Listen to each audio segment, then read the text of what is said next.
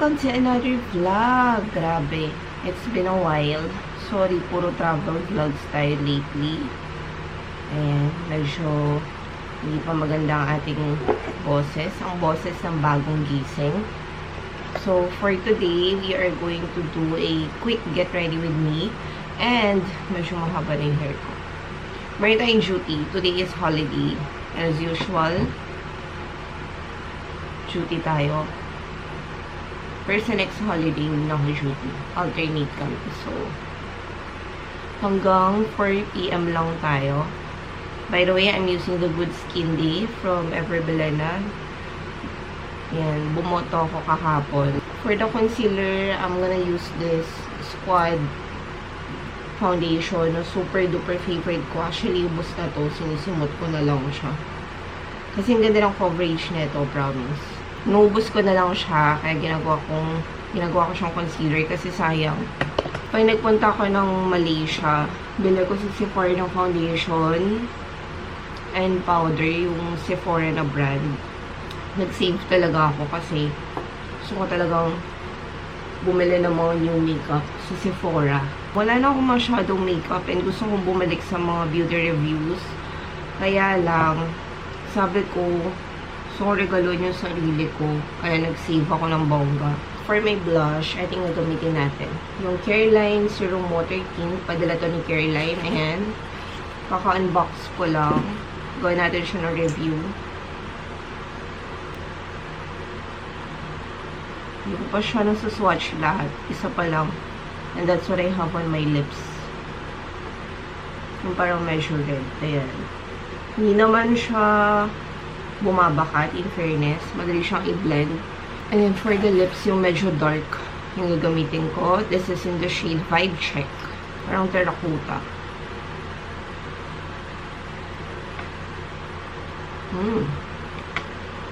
Nice. Ganda.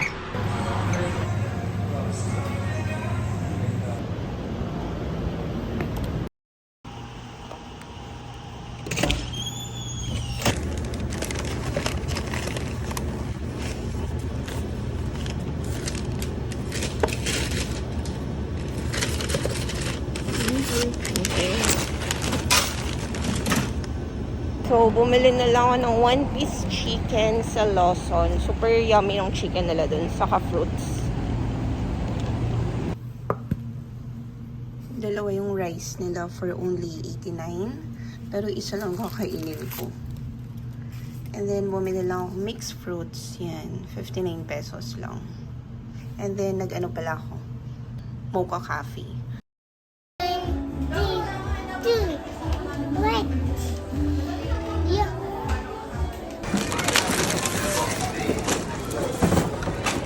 So, I'm having tofu nut crunch, venti.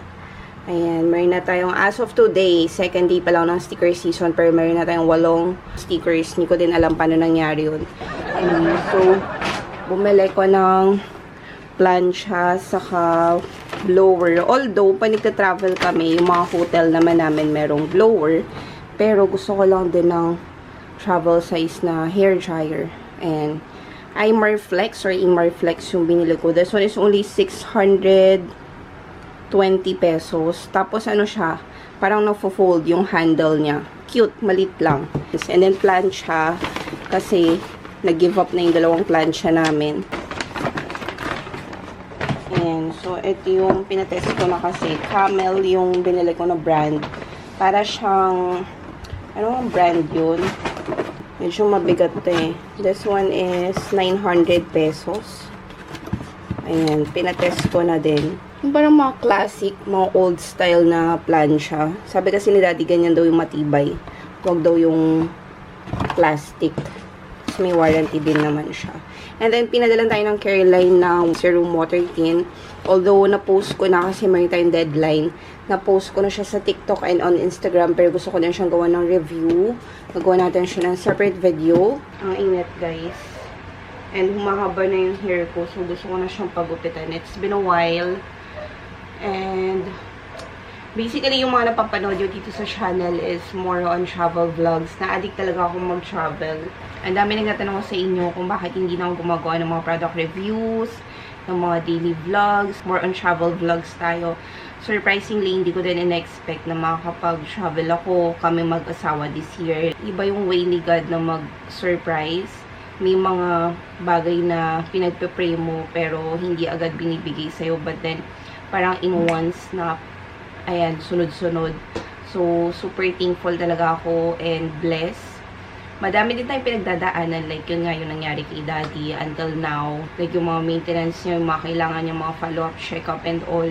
So, kinakaya pa din naman. Thankful ako kasi ang daming opportunities, ang daming blessing. Hindi siya racket eh. Talagang work na siya. Like, stable work, regular work. Aside from working as a nurse, I'm also editing videos sa mga celebrities. And I'm also handling social media. So, yung pasok ng income is weekly talaga and talagang hindi ako nawawalan. Yun yung very thankful talaga ako dun.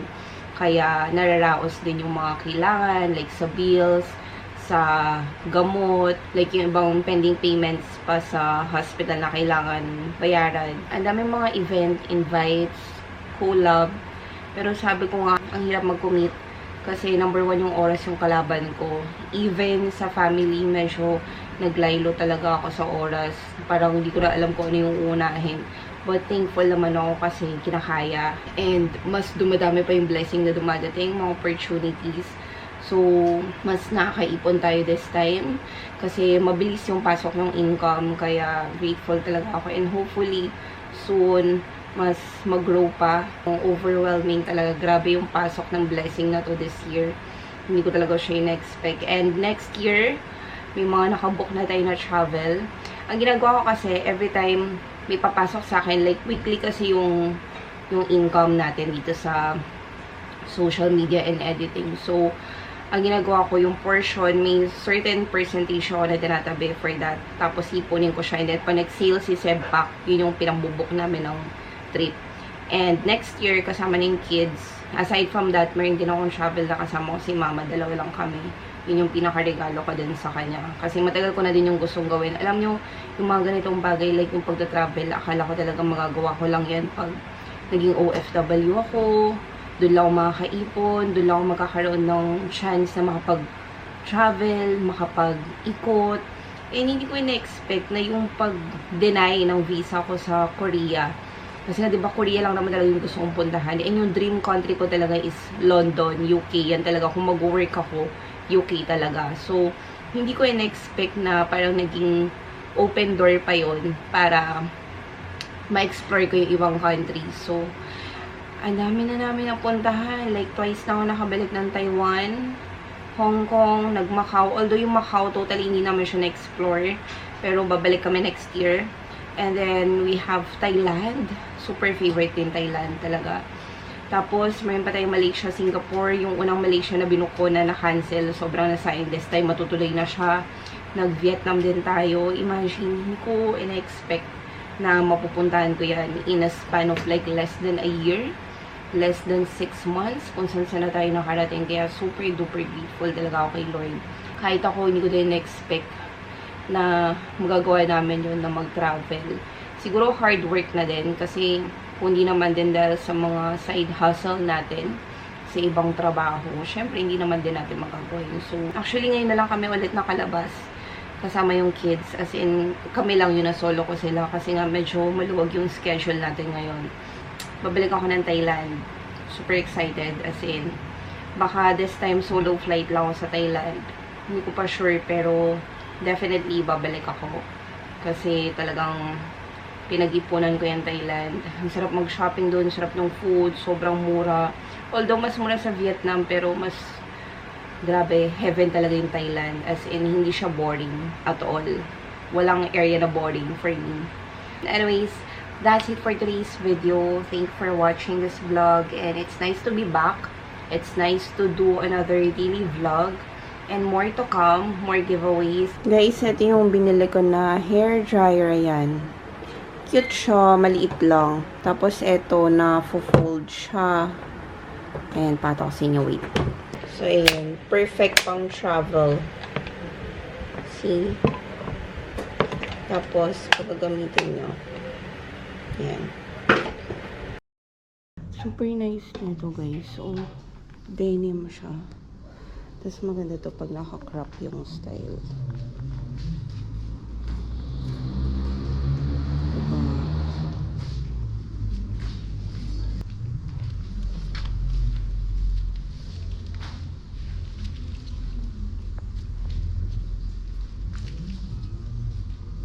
Ang gaganda. Parang may pagka-vintage. Lalo na to, oh. Super nice. You know?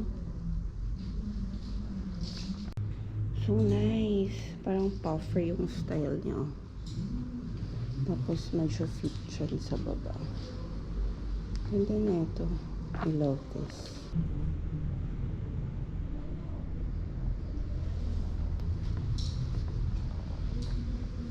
Ganda din na ito. Pati yung texture niya. So, ang ganda ng likod niya, oh.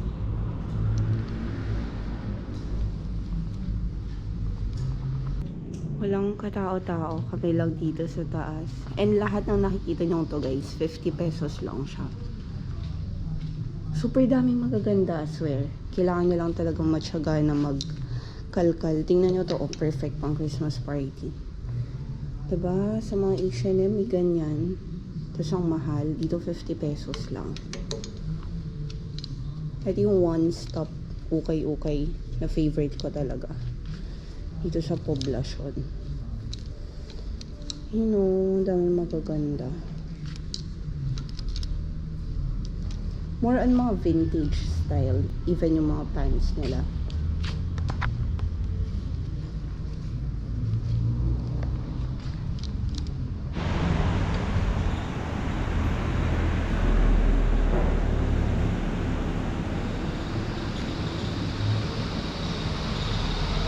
So, nag-longganisa sa Empanada kami. Sa Farinas, Ilocos. Dito lang sa tabi ng Ukayan. Ayan yung Ukayan. So, ito sila dito. Pero ang sarap na ito.